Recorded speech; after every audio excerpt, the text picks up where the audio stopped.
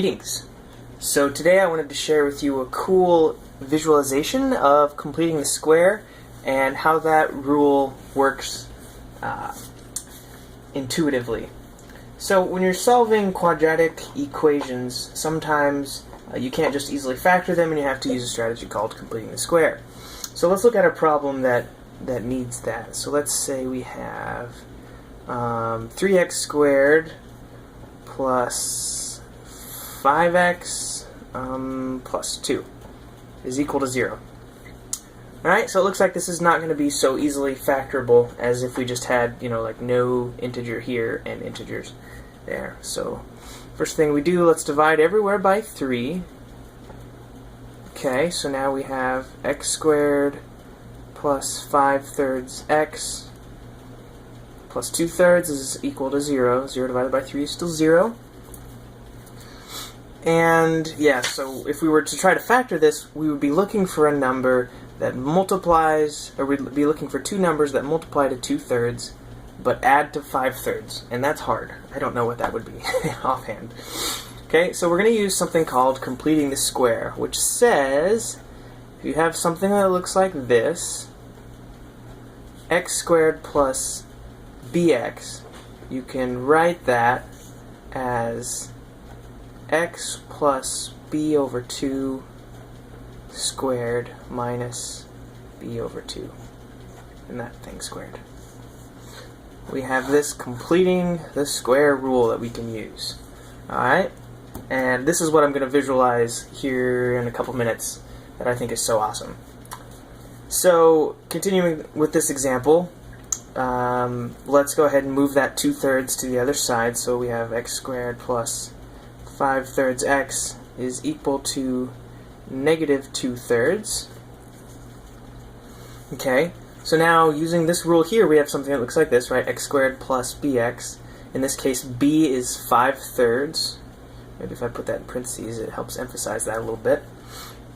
And we can rewrite it like this. Alright, so x plus b over 2, and our b is 5/3. So what is half of 5/3? That is 5/6, right? Multiply 5/3 by a half squared minus b over 2 squared. And b over 2 we already said was 5/6. 5/6 squared is equal to, this pen, negative 2/3. Okay, so now we simplify. X plus 5/6 squared minus 25 over 36, right? You can square the top and bottom, is equal to negative 2/3. We'll move that to the other side. X plus 5/6 squared is equal to a positive 25/36 minus 2/3. And it looks like our common denominator here is going to have to be 36, right? So just rewriting the right side, 25 over 36 minus something over 36, and 3 times 12 gives us 36, so 2 times 12 gives us 24. Okay, so this gives us 1 over 36, and this whole time, by the way, I should be rewriting that. I'm too lazy to.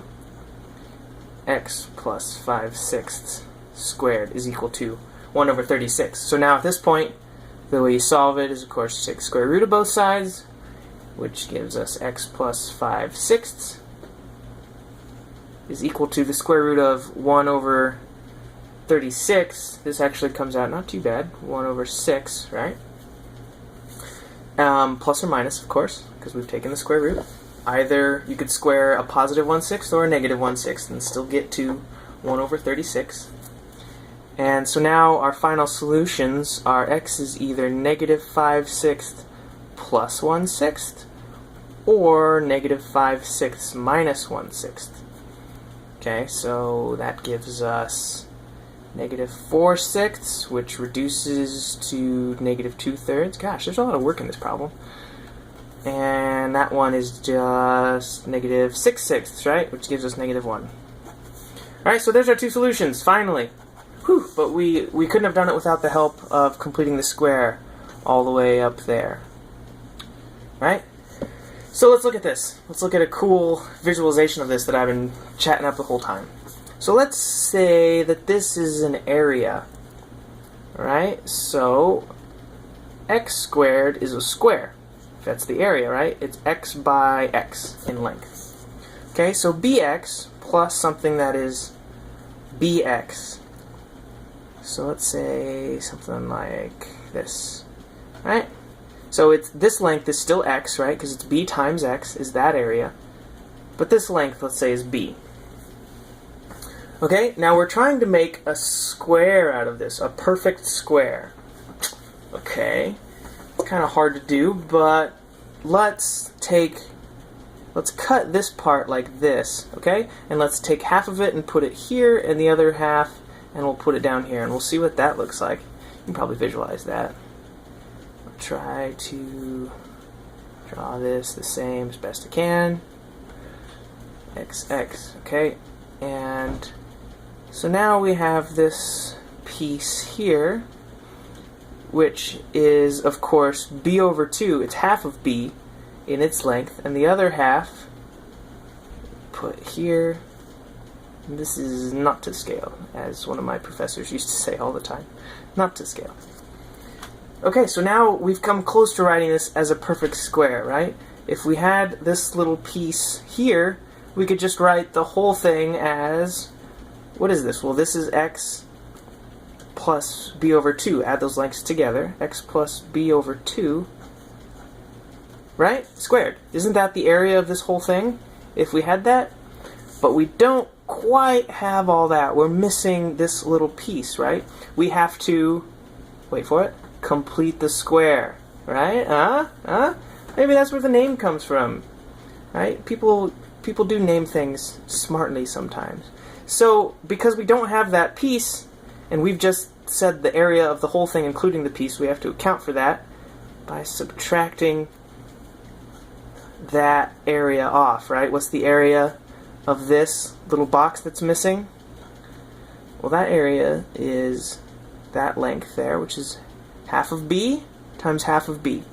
And that is where this comes from, and I think is a beautiful visualization for why it works, that sadly, I think is not often shown. Alright, well, if you have any requests, I'd love to explain stuff. And I guess that's all I have to say. I hope you like math. I like math. That's all. Thanks for watching.